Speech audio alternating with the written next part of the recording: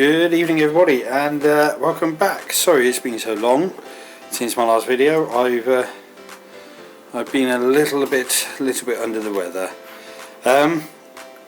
So how have you all been? Hope you've all been keeping well. So what I'm doing here is I'm just painting up some miniatures for my next little project, which is going to be Chosen Men. Just painting up some miniatures for the Chosen Men. Now, this is because a mate of mine wanted to give it a go, so I will be ordering the rules at some point. But I'm just painting up some of these. These are a mix of Perry and Warlord. So this is just going to be the line. That's one brush. This is just going to be the line battalion. So it's a mixture. I basically raided what I had. So, but whilst I was doing that, that got me thinking. But how do you start a project?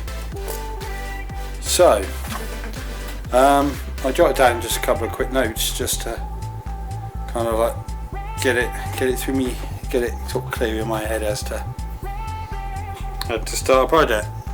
So, first thing is obviously decide on what project you'd like to do, whether you'd like it to be historical, science fiction or fantasy.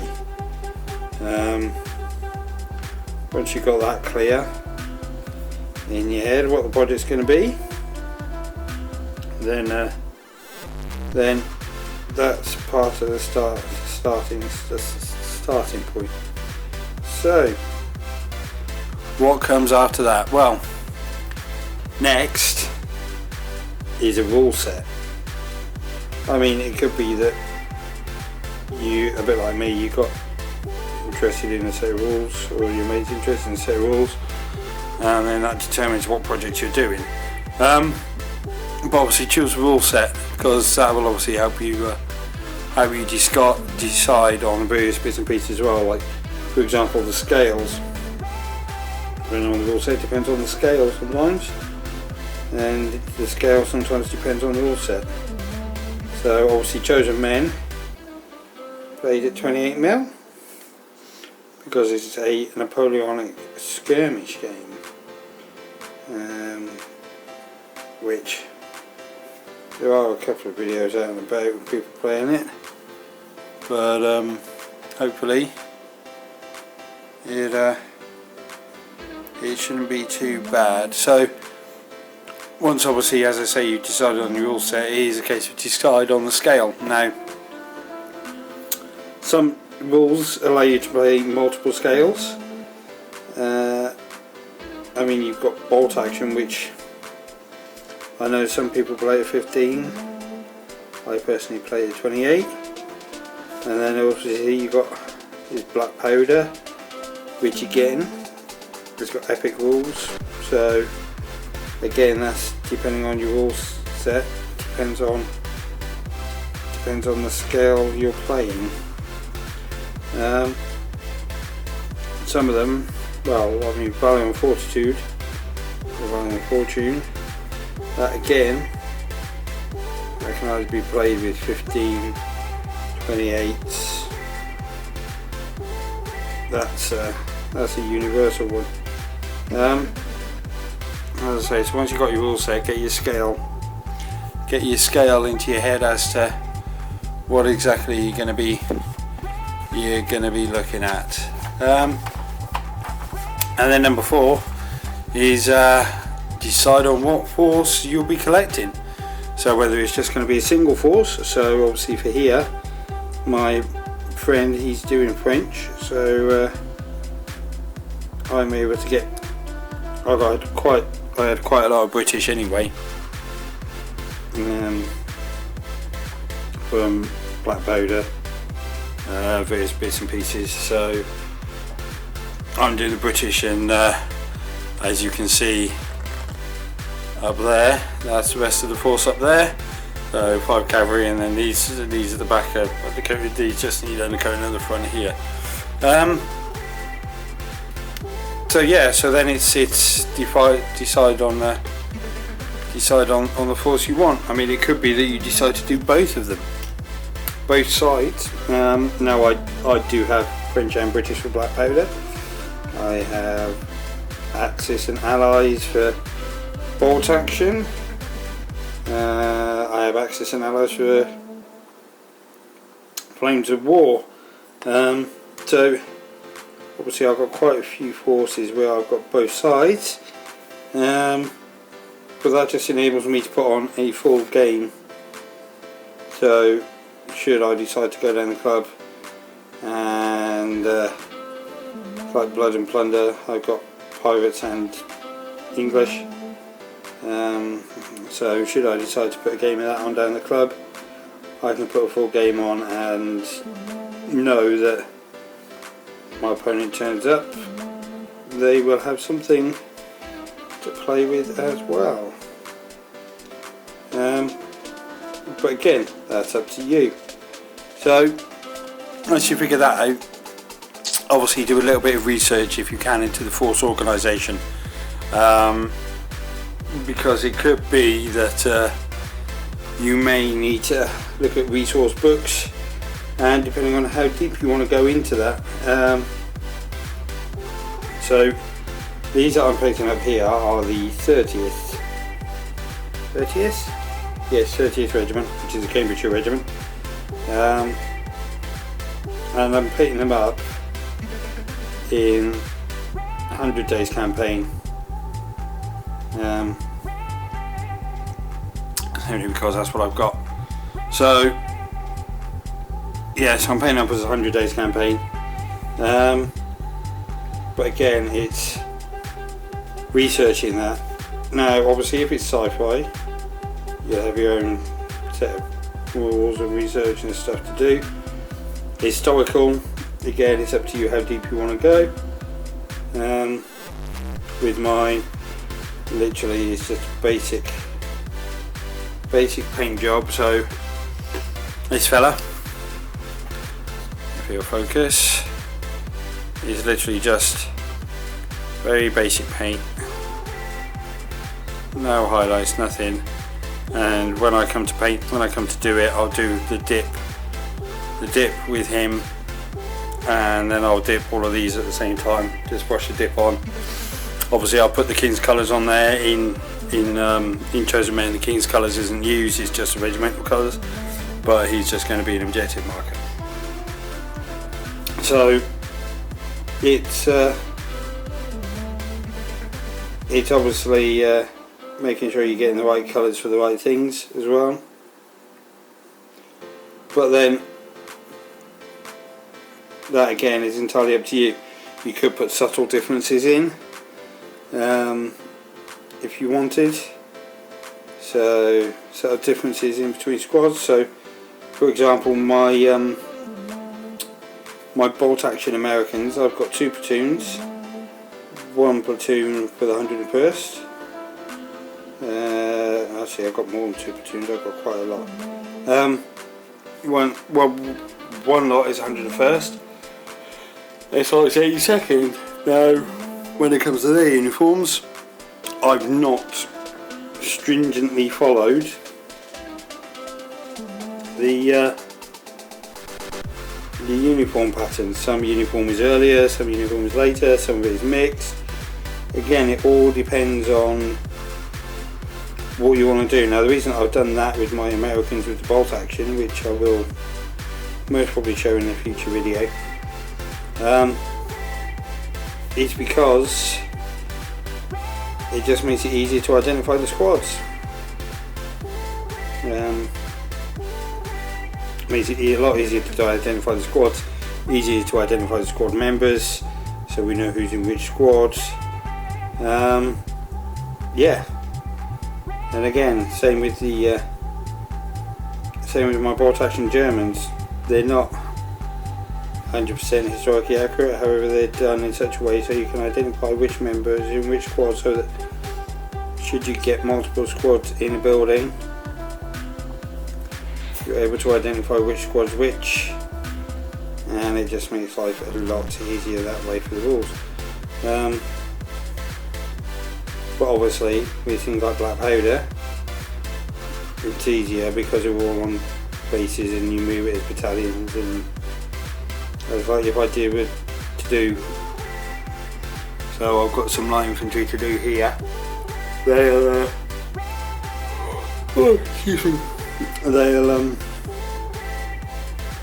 They'll each unit will have different collars and cuffs, just to make it easier to identify them as to which one's which.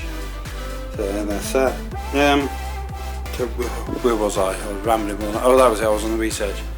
So yeah. So part of the research is obviously your colour scheme. So if you're doing fantasy, then obviously, or sci-fi, you'd be researching your colour schemes, and then same as historical to a certain point of view, you'd be researching your colour schemes there. And then this is the most important thing. Set yourself a monthly budget. So go, right, this is how much I can afford each month to spend on the hobby. Two reasons for that. One, you're not going to wind your other half up when they go, how much have you spent?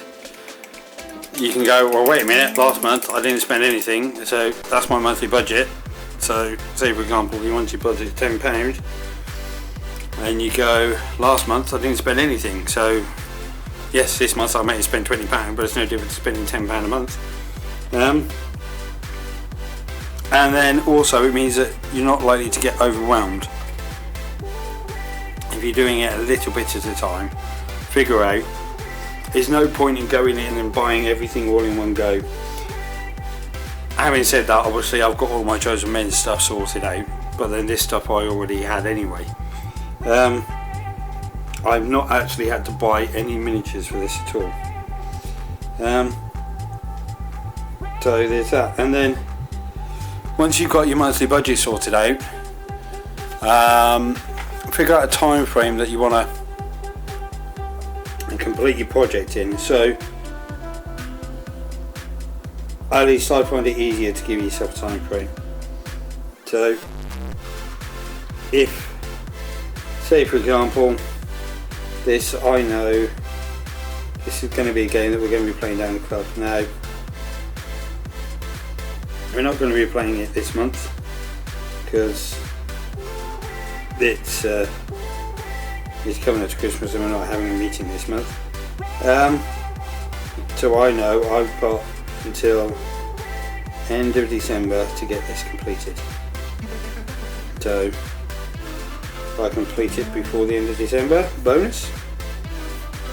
If I don't complete it before the end of December, then I'm setting myself a task, which means I know what I can get painted, and I reckon I should be able to get most of this done by the end of December, assuming I don't get sidetracked by any other projects in the meantime. So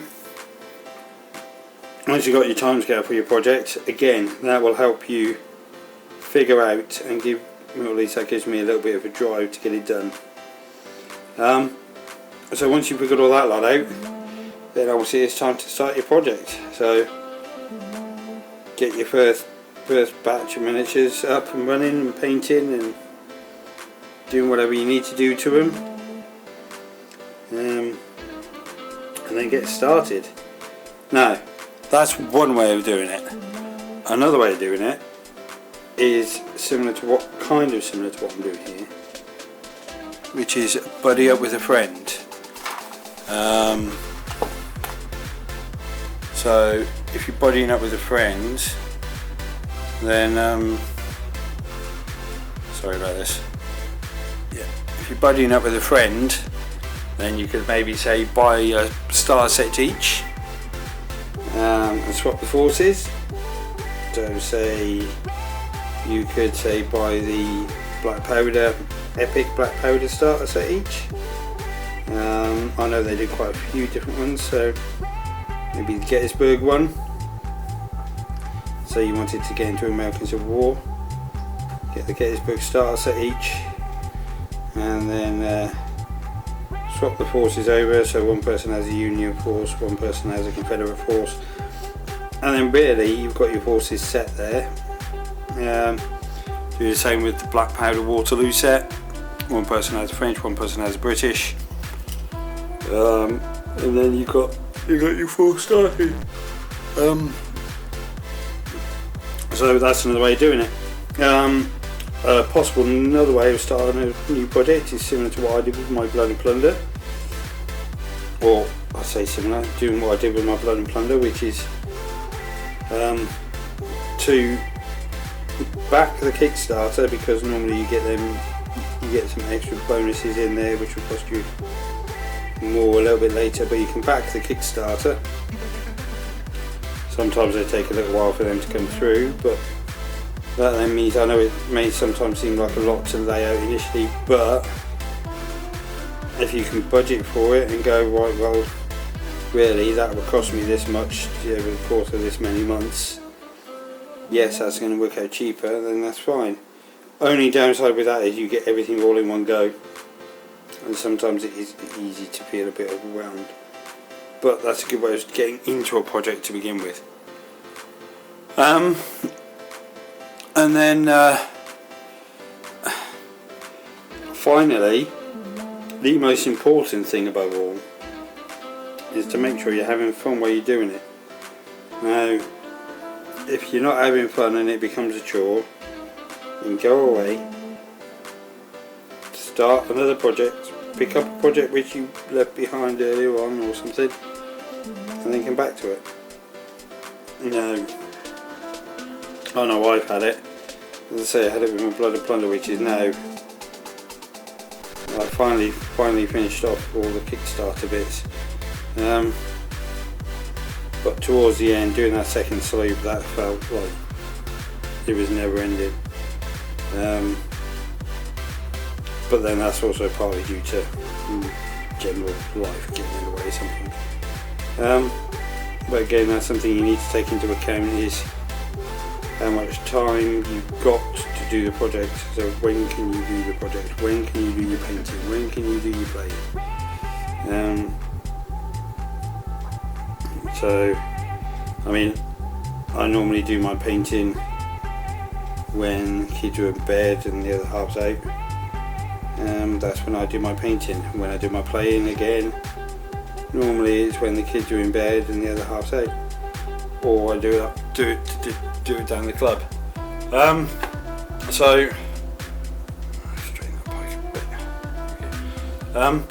Yeah, so that's my thoughts on starting a new project. It'd be interesting for you guys to put maybe some comments down below, and obviously if you like the video, click the thumbs up button, and yeah, well, as I say, now I'm feeling a little bit better. We should be getting some more videos coming through soon.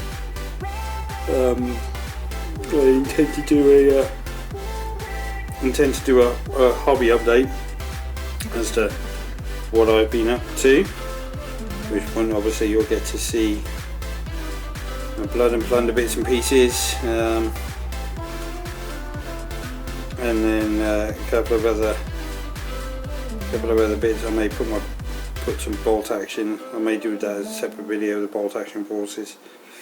A couple of these, then you guys can see what's been going on. Been doing some of the bits and pieces in the background as well. One of the other things that I have been doing is sorting out and arranging the next War Games meeting for East Anglia. So obviously we had September, which was very good. So what I've been able to arrange is at the same location, around about a similar sort of date, so 22nd of September, something like that, I think it is, next year. There's going to be another War Games meetup, which is going to be open to several different people. So as I say, it's going to be open to several different people. So yeah, so if keep an eye out on Facebook. I'll post a link to it in the description below. But definitely give us a thumbs up and come down and see what it's all about. and tickets are on sale. They're £5 in advance. Again, I'll put a link to the site that they're on sale for in the description below. So hopefully see you all soon, and bye for now.